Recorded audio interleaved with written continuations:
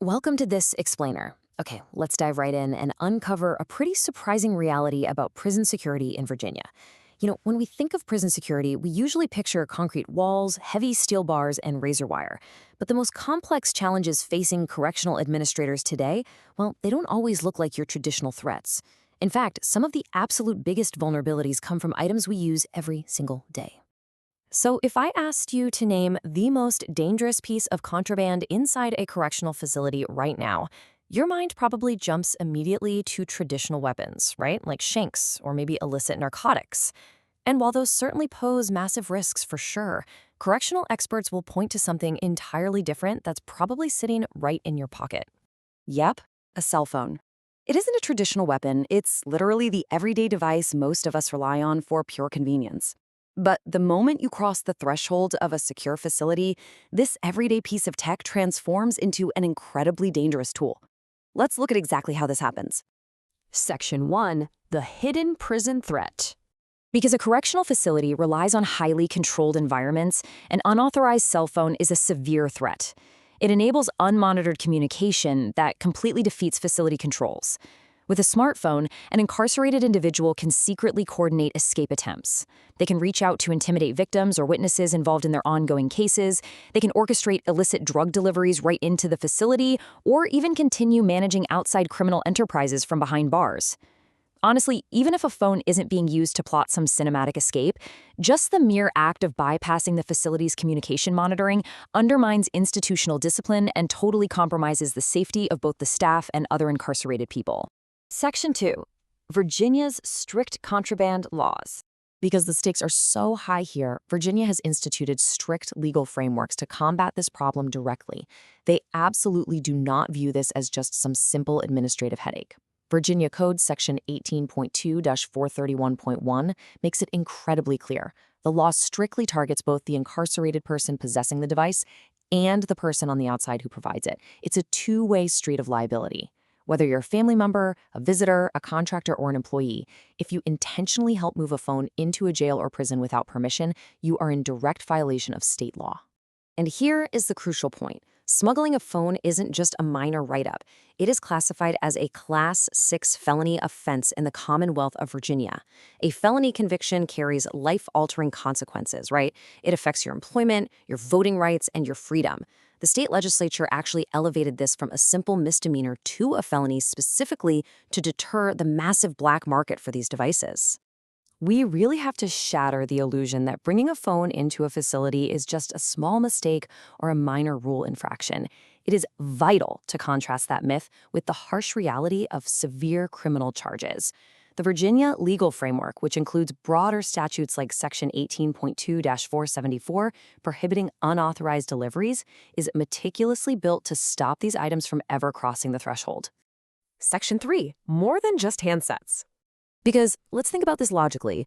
A smartphone without power? It's basically just an expensive piece of glass and metal. It's completely useless.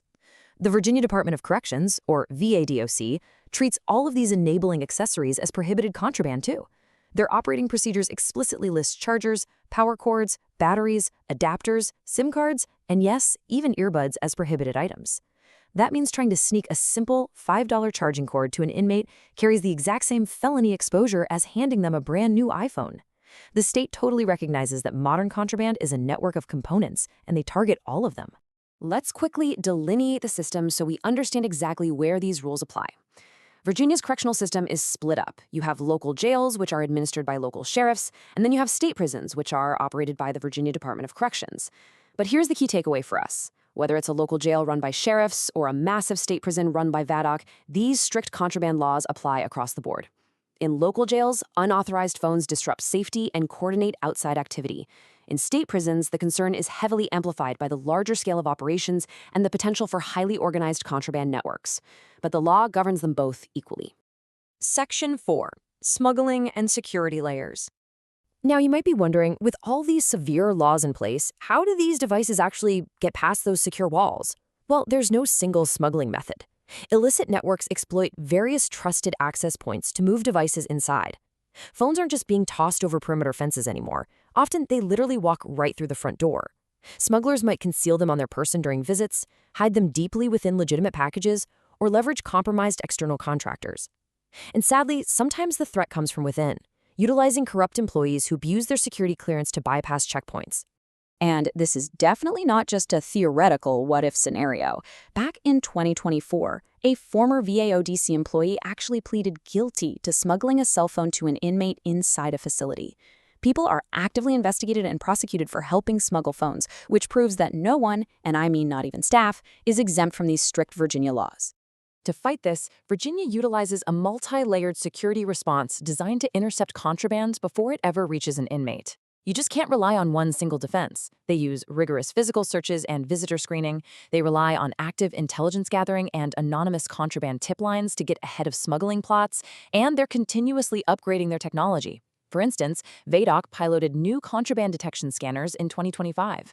While technology is never a flawless 100% solution, it is a massive part of Virginia's ongoing strategy to secure their facilities.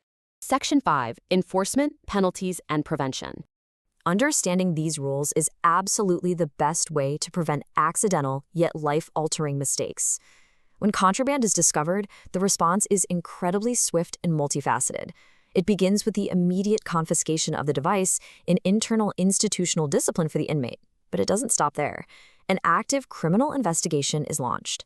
And remember, if the phone is discovered alongside other prohibited items, like, say, delivering drugs along with the phone, that separate conduct can trigger even more compounding criminal charges under other Virginia statutes. The legal hole just gets deeper and deeper. So, what does this actually mean for the public? For visitors, the absolute safest approach is to assume cell phones are entirely banned in secure areas and to simply leave your devices locked in your car or safely at home. Policies can vary slightly by institution as to exactly where the ban starts. Maybe it's at the front gate, maybe it's in the lobby, but carrying a phone into the wrong area can create immense legal risk for you. Always check the specific facility rules before arriving. If you want to support an incarcerated loved one, always stick to the facility's approved, monitored communication channels. VADOC has specific phone correspondence policies that allow inmates to contact family members and legal aid using authorized landlines and monitored systems. The fundamental rule of corrections is that all communication from inside a facility must happen through these controlled channels. Using these systems keeps you safe, keeps the facility safe, and ensures you aren't violating state law. So it all really boils down to this. Is one single unmonitored phone call worth risking a Class 6 felony conviction, endangering correctional staff, and compromising the safety of everyone inside and outside those walls?